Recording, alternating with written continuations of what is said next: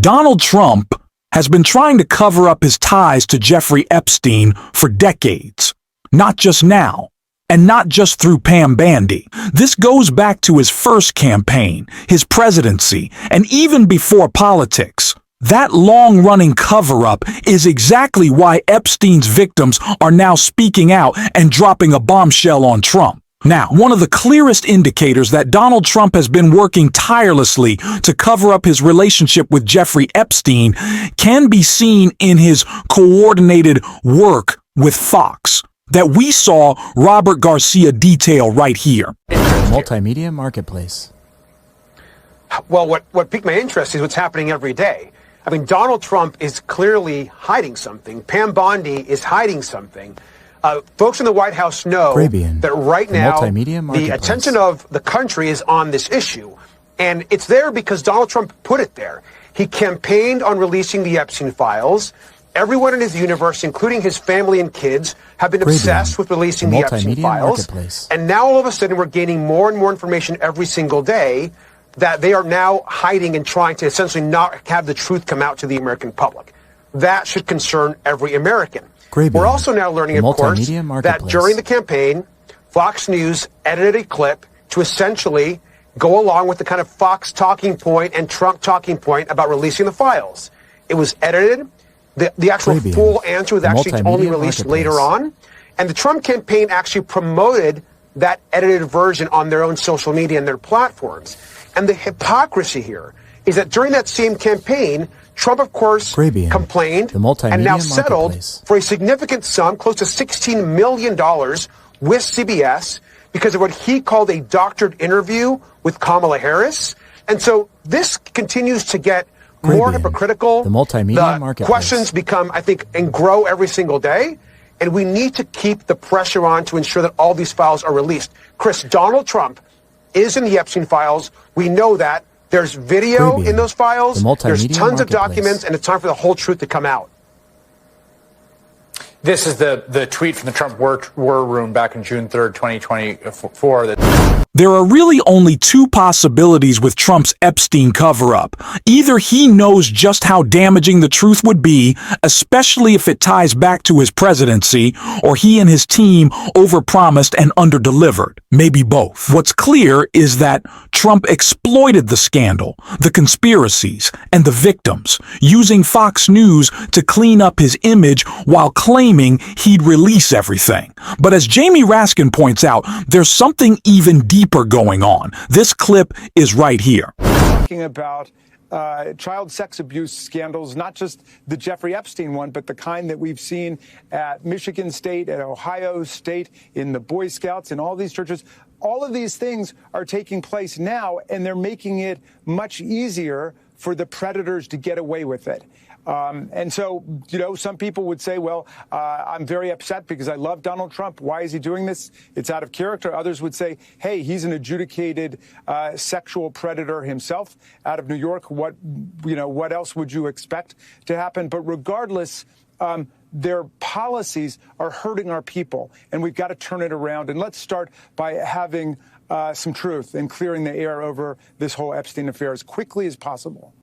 Of course, it is important to talk about the lengths that Kash Patel and Pam Bandy, of course Trump as well, have taken to cover up his own abuses. Both of these victims and of power, as he's covering for himself. The FBI was instructed to flag Donald Trump's name to keep any documents that could potentially be damaging to him. But in the process, they found it impossible to release anything that could potentially implicate Donald Trump. We saw Senator Ron Wyden talk about the thousands of wire transfers that are being withheld because they lead to new forms of investigation if we're given these names. It is the victims, once again, being hurt by Donald Trump, preventing any further evidence around Epstein from coming forward. And that is exactly what they detailed in this story right here. Jeffrey Epstein victims feel erased as MAGA civil war rages on.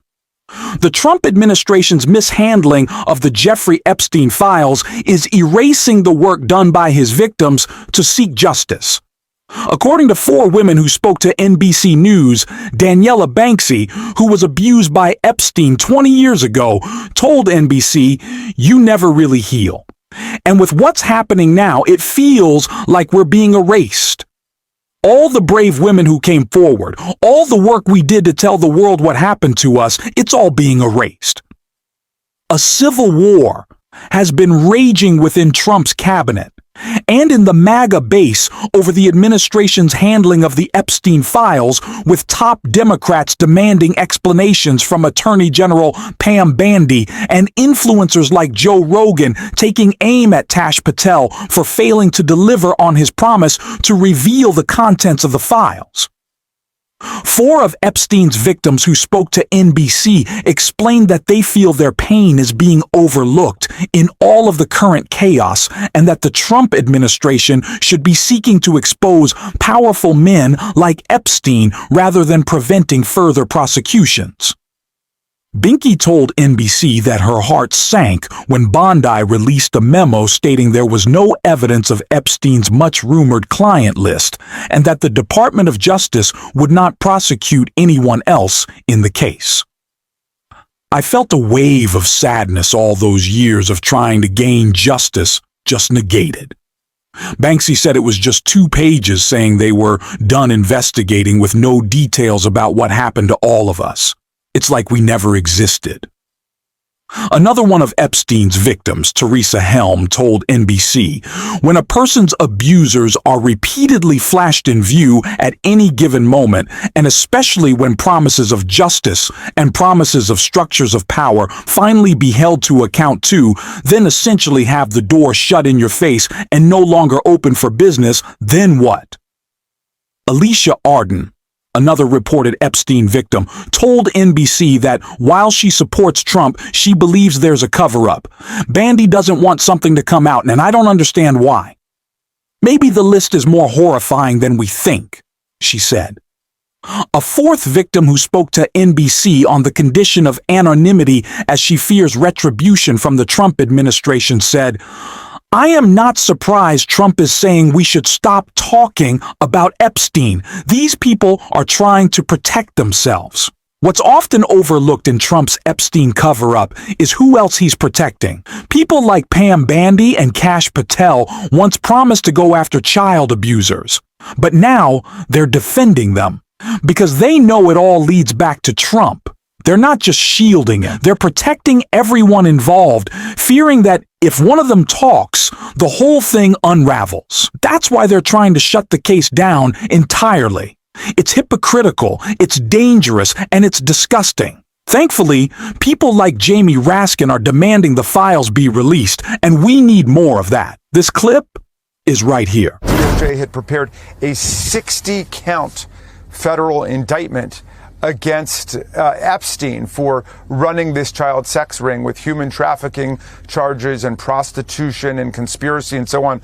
All of that got transposed into 1 count of solicitation at the state level. They covered the whole thing up and they brokered that deal without the involvement of any of the victims or their families. So Democrats have been demanding hearings on that. We were demanding hearings on that and full disclosure on that many years ago. And we were blowing the whistle on Acosta, and he was forced to resign. So, this thing has had the stench of corruption for a long time. Why is it such a big deal now? So did you Donald get Trump any evidence on that, Congressman? Let me ask you about Acosta. I know he had to resign. Did you get any evidence on why did you figure out why this sweetheart deal was given?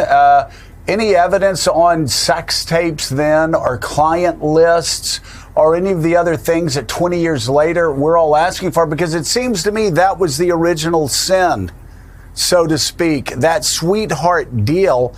And I fear 19 years later, any evidence that was available then is probably destroyed by now. What did you learn from your investigation of Acosta and this original sweetheart deal in 2006? Well, we never had a full-blown investigation, which is what, we were demanding. Acosta did end up resigning when all of these issues were raised. Obviously, there was all kinds of influence used in order to suppress a real prosecution and a thoroughgoing investigation, and they closed out the victims and their victims' families. So Epstein was able to use all of his powerful connections, including who was then his best friend, Donald Trump, in order to suppress a real hearing into what had happened. And look, why is this important? Because the sexual abuse of young people and children is a crisis throughout our society. There's, of course, the church scandal, or many church scandals. There's what happened at Michigan State. There's what happened at Ohio State. There's Congressman, you could have gotten that from 21 to 25 when Democrats controlled the DOJ. Why?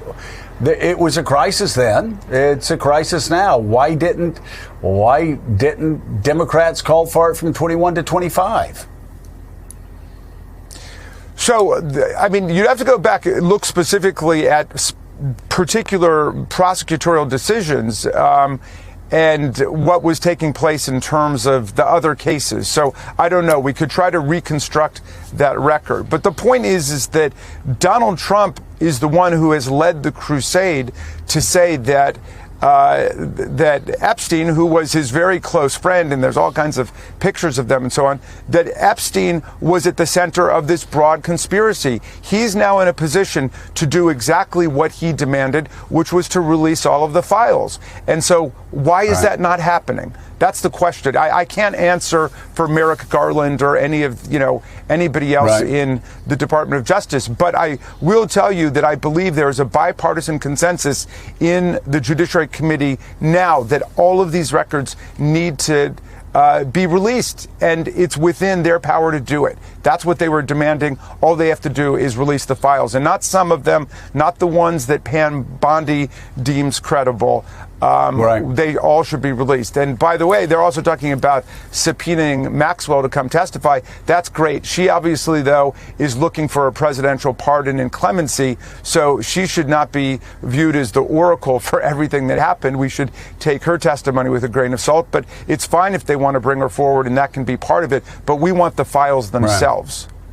All right, ranking member on the House Judiciary Committee. It should be no surprise that Donald Trump is willing to defend the worst people in our country for his own gain. But it is disappointing once again to see it, is why we are going to continue to call it out on this show every single day. And if you want to support that, as always, you can hit that subscribe button and leave a like on this video. And if you stuck around at the end, you can drop the blue in the comments. And until next time, I will see you soon.